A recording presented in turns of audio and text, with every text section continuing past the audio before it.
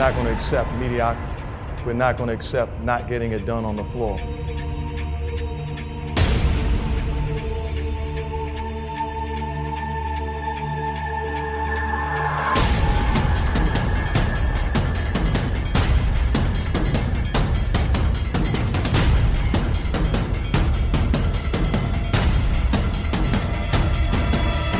Latch on to the back of the bandwagon because things be changing here in the Bay Area. You played high school ball in New York, play your college ball in New York, and now you get drafted by the New York Knicks. You got to think, life is like a dream here. Absolutely, you can't draw it up any better. As a kid listening to Knick games, I was Earl Monroe in Madison Square Garden. And here I am playing and being drafted by the New York Knicks, an incredible accomplishment. And I'm a guy playing in front of my junior high school teacher, or my elementary school teacher, or my pre-K classmate. To have the history and to look into the stands and see people that have known me since I was a young kid. And I'm sitting in a place where I dreamt of playing, and now I'm on the biggest stage in the world. It's something I'll treasure for the rest of my life. We spoke to Earl Monroe for Warriors.com this past season, and I asked him about the spin move and about all that handling the ball, and he said part of it was because he wasn't the best leaper and everything. Did you take some of that from Earl Monroe, controlling the basketball to get to where you wanted to go? Being honest, I'd have to say no. I took all of it from him. I realized that I wasn't an extremely fast, or I wasn't a fast player, so I had to do something to shield off the defender. So you can blame Earl Monroe and you can also blame Magic Johnson, because I went into the playgrounds and I worked on the things that I saw those guys do. And to watch them get to their spot by backing guys in was incredible, and it really let me off the hook as far as not having the speed to blow by a guy. I'd keep him on my hip or keep him on my back and be able to get to where I wanted. So it really helped my game watching Earl Monroe and the beautiful things he did on the floor. A lot of our younger fans may not remember that you were in a way kind of a post-up point guard.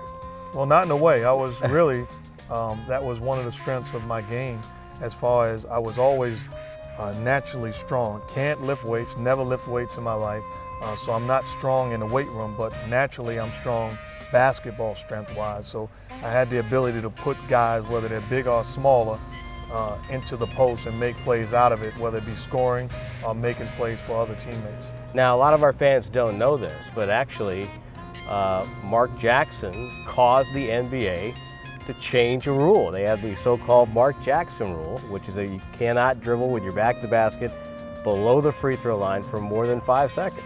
You had an impact on NBA history in just one move. And I'm still mad at Commissioner Stern and the committee that changed the rule, because I've been waiting for them to change rules that guys can't be so fast. I'll blow by you with a crossover move, but here the one thing that I was able to do effectively, they take away from me and allow guys like Scottie Pippen to grab me, to beat me up, and I have no answers. So I'm still upset, as you can tell. I can tell that, no question. Your first year in the NBA, you're Rookie of the Year, you're an All-Star the following year, and this NBA thing's working out pretty good.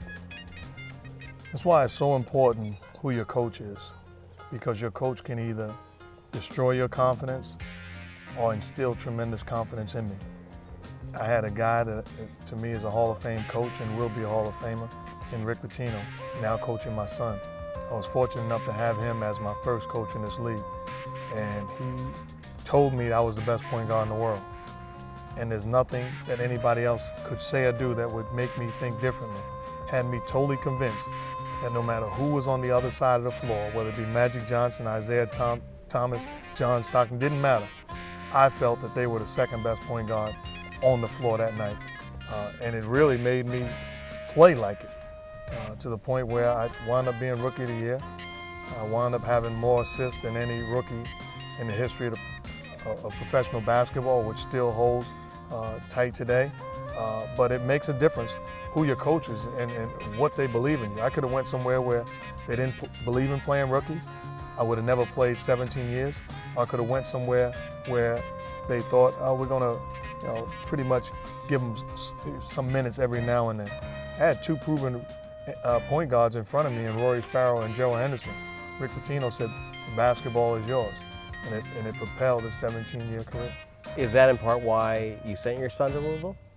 That has a lot to do with it, because I know that's my boy. Yeah. And I want to make sure that I got somebody that I can trust, not in making him a professional basketball player. If that happens, thank God.